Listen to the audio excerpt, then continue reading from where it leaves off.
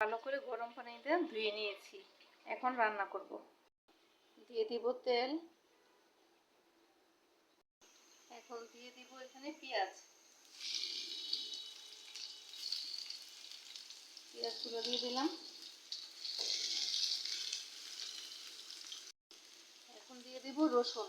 তো পেঁয়াজ আর রসুন দিলে শুটকিটা বেশি মজা হয়, সেজন্য বেশি করে পেঁয়াজ রসুন দিয়ে এটাকে ভুনা করব।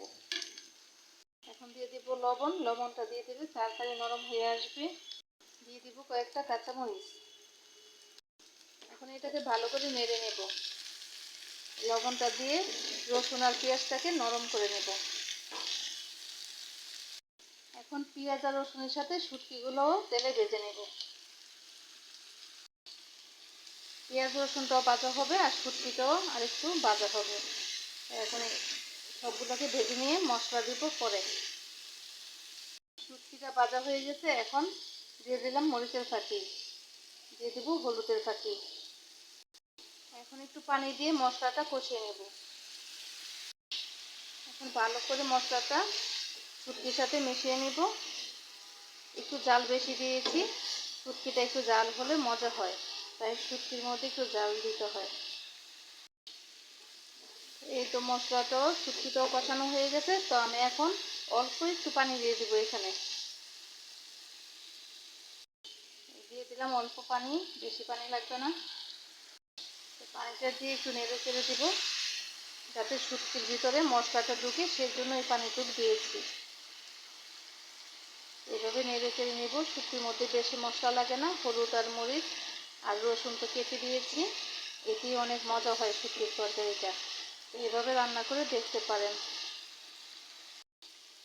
দেখেন শুটকিটা প্রায় হয়ে গেছে।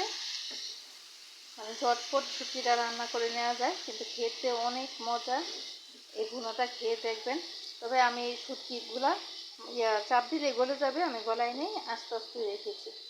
তো এই শুটকিটা আস্তে আস্তে থাকবে, কামড়ে খেতে অনেক মজা হয় কামড়ে কামড়ে। তো আমি এটাকে গলায় নেই, মানে চাপ দিলে গলে যাবে, সেই জন্য চাপ দিয়ে নেই। এভাবে হালকা হালকা করে নাড়া দিয়ে নিলাম।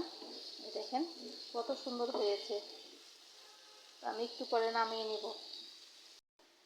ভুনাটা হয়ে গেছে, এখন আমি বেড়ে নেব। এই যে দেখেন কত সুন্দর হয়েছে, খেতে অনেক মজা হয় এই ভুনাটা। তো আপনাদের কাছে যদি ভালো লেগে থাকে তাহলে এইভাবে ভুনাটা করে খেয়ে দেখতে পারেন। আমি ঝটপট করে ভুনাটা করে নিয়েছি।